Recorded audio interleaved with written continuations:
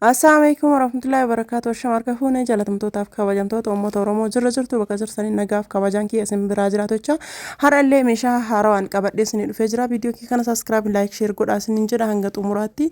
Akkasuma distiin kun jechuudha distii shaklaa jedhama. Kanaan dura baazarii keessa dhufaa ture jechuudha. Yeroo baazariin jiru hin bitama. Erga baazariin deemee booda hin argamu jechuudha. Distiin kun akkuma argitan kana distiin kun shaklaadha. Distii baay'ee bareedduu fi hedduu kwaalitii ta'e amma distiin amma isin mul'isaa kun lukkuu lama qabatama jedhee yaadama.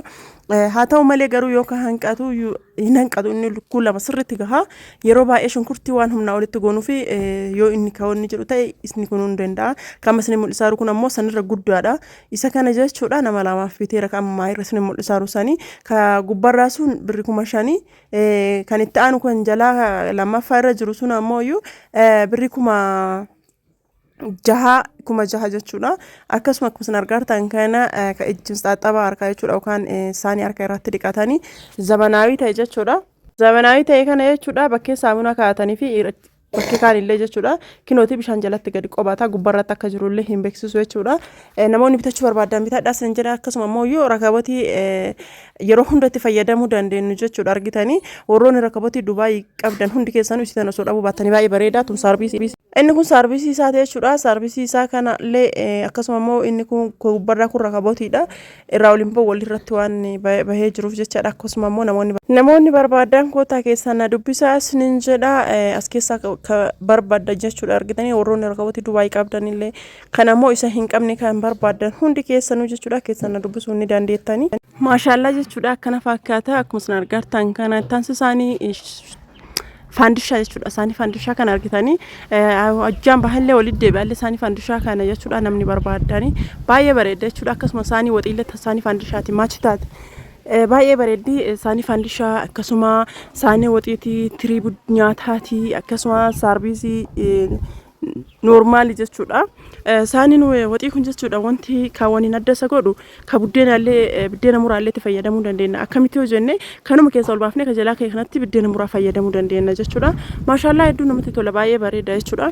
Akkasuma ammoo tiriidha jechuudha. Tiriidha isinitti meera dura saanii fandishaatii tirii nyaata abbaa sadiitii akkasuma saanii waxiitii saarbiisii normaanidha. Kanneen guutuun isaa maachiidha. Walirratti maachii kanneen guutuu namoonni bitachuu barbaadan isiniif bita isin jedha gatiin isaallee baay'ee bareeda ta'e. Akkasuma saarbiisii warqaamaa gatiin isaa ol hin qaalofne kwaalitii ta'e jechuudha. Saarbiisiin kunniin hin beektanii saarbiisii warqaamaa ta'e qofa osoo hin taane kwaalitiin isaa ol caala kwaalitiin isaa waliin hin madaalu. Isa sanillee namoonni barbaadan kinooti isin jedha saanii raanii abbaa shanii saanii raanii akkasuma saanii globaalii akkuma isin argitan saanii raanii kana jechuudha. Raanii barbaadanii globaalii barbaadanii namni barbaadanii akkasuma chiipsii ramadaanaaf jechuudha. Chiipsii haa ta'u saambusaa haa ta'u wantoota xabbasuu barbaadan hunda keessaatu jechaadha. Osoo zayitiin dhuguun haala gaariidhaan akkanatti maashinaan xabbasuu hin dandeettanii akkasuma eelee piizaa jechuudha. Piizaaf barbaadanii akkasuma qixxaa garaagaraa sataatoodhaa fi maashina shunkurtii abbaa leetira 6 jechuudha. Maashina baay'ee bareedaa kwaalitii ta'e kan duraan fayyadamaa ture akkasuma maashina juusii saachi jechuudha. Saachi tokkoffaa Dubaay namoonni hajamtanii hin beektanii kanneen malee hin bitu akkanaa kanneen jechuudha. Meeshaa oriijinaal meeshaa kwaalitii siinii bunaa jechuudha. Darajaadhaan akkaataa isin barbaadaniini siiniin kunniin siinii baay'ee bareedaa ta'e jechuudha. Gimmaashni isaa birri 2,500 jechuudha. Fireenjaa isaa jechuudha. Namoonni barbaadanii distii siinii akkana babbareedu kanneen koottaa keessan na dubbisaa isinin jedha isiniif bita akkaataa isin barbaadanii fi diizaayinii isin barbaadanii jira gatiin isaallee birri 2,500 namoonni hajamtan meeshaa magatiif hin himne warroonni jettan siiniin kunniin gimmaashni akkasii akkasuma maashinni juusii birri 7,500 oriijinaaliin jechuudha. Kan achi gadi illee hin jira jechuudha. Akkuma isin barbaadanii kan achi gadi illee hin jira jechuudha. Meeshaa beeku keessaa isiniif hima distoota illee isiniif himee jira. Akkasuma seetiin kun jechuudha billaan inni hin qabne hin jiru. Akkasuma kun maajaan kun salaaxaaf ta'ee wantoota barbaadaniif isin fayyadachuu salaaxa qofa osoo hin taane waan hundumaaf fayyada. Akka fakkeenyaatti salaaxaa isin hin jedhe malee ani cilfaan inni as keessaa hin qabne hin jiru jecha argitanii cilfaa hedduu qaba jechuudha. Cilfaan inni as keessaa hin qabne hin jiru. Akkasuma albeewwan hundaa qaba jechuudha. Albee guddaarraa kaasee aga seentitiitti qaba jechuudha. Akkasuma kan keekiin murtan irraa ta'e waa hundaa jechuudha argitanii cilfaa hunda qaba wanta biraati miti maqasin irraa hin hafne jechuudha. Makarattafaa irraa seetii isaa kana guutuu bitachuu garagara bitachuu irra jechuudha. Seetii isaa kana akkanatti guutuu isaa walirra bitachuu wayya namoonni isa kanallee barbaadan inni kunillee jechuudha. nabiratti hin jira jechuudha. Bari 3,000 fi 700 qofa jechuudha. Hanga 4,000 akkasii namoonni hajamtan isa kanallee nabiratti ni argatan. Guutuu isaa akkana walirratti jechuudha. Hundi isaa akkana walirratti akkasuma jechuudha. Makarajii kanneen jechuudha. Makarajii kanneen namoonni barbaadanii 2,000 qofa jechuudha. Makarajiin kun ibiddarratti illee hin kaayama. Ibiddarra osoo hin jedhu stoofirra jechuudha hin kaayama. Kan shaayii ta'e kan bunaa ta'e hin barbaadaniin akkasuma ammallee jabanaa aananii jechuudha. Jabanaa aananii kana namoonni hajamtan namoonni isinitti tole koottaa bitadhaa isinin jedha. Gatiin isaa birrii 7,000 inni kuni lafa hin lo'aa jechuudha argitanii. Tasharataati ka godhuuni ka sarvisii kanaan illee hin jira. Akkasuma ammoo kan kaartoonii illee hin jira jechuudha. Namoonni hajamtan koottaatii bitadhaa isinin jedha. Hundi isaa akkana tasharataati godha lamaan kunniin jechuudha. Gatiin isaa birrii 7,000 jechuudha. Kan kaartoonii kana yoo ta'e gatiin isaa hin qannasa. Kaartoonii kun illee guutuu isaa akkasuma qaba. Garuu sarvisii jalaa hin qabu. Sababa sanii jecha hin qannasa jechuudha. Kan kaartoonii kuni kan maqanna shaananii illee qaba. Akkasuma ka sukkaara illee qaba. Siinii 6 qaba. Garuu wanti inni hin qabne yoo jiraate sarvisii jalaa qofa jechuudha. Akkasuma saaniin kun ka xibabiiti shaklaa hedduu bareedu jechuudha. Saanii shaklaa keessa saaniin hangana jaaladhu tasuma hin jiru jechuudha. Saanii kan hedduu jaaladha. Firee sadii isaa warra gurgurama. Akkasuma kan fruit punch jechuudha. Kan fruutii kanallee yoo barbaadani inni xixiqqaan kun firee 6 jechuudha. Seetii 6 ka fruit punch guddaa irra kaayan tokkocha jechuudha. 7 isaa kana walirratti namoonni hajamtanii bitadhaa isinin jedha. Hedduu bareeda baay'ee kwaalitiidha jechuudha. Namni hajamtan bitadhaa itti isaanii globaalii kanneen jechuudha argitanii kararri barbaadanii jira jechuudha. Feermuuziin kun gatiin isaa baay'ee qinnaashidha. Gatiin isaa 4,000 lamaan isaa walirratti gatiin isaa lamaan isaa walirratti birrii 4,000 jechuudha. Namoonni hajamtanii namoonni barbaadanii koottaatii bitadhaa isinin jedha.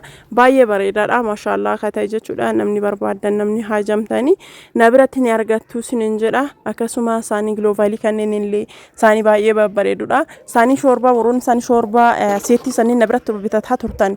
Argitanii saanii kana bitadha maaliif jennaani saanii shoorbaa guddaa kana godhatanii saanii shoorbaa firee 12 saanii nyaataa 12 kan keekii 12 yookiin kan kookisii jechuudha kan faxiiraa kan ruuzaa warroonni isaanii akkasii sana bira bitataa turtan kana irratti dabaladhaa isiniin jedha warroonni fedha kiyyaan irraa isin dabalellee hedduun jirtanii burcuqqoo warqaammaa jechuudha akkasuma saanii feermuuzii kun saanii feermuuzii baay'ee kwaaliti ta'ee fi bareedaa ta'e jechuudha maashaallah firee sadii isaa birrii 6,000 jechuudha saanii hedduu kwaaliti taate saanii feermuuzii keessa saanii baay'ee bareeduudha hin naqattullee akkasuma distii isaa kana jechuudha distii kana akka kidaanitillee distiillee ta'ee ibiddarallee ni kaa'ama jechuudha manka fannoo kana argitanii albee shuukaa manka isa kanallee namni hajamtanii koota bitadhaa isinin jedhanillee birrii 2,000 fi wayii jechuudha.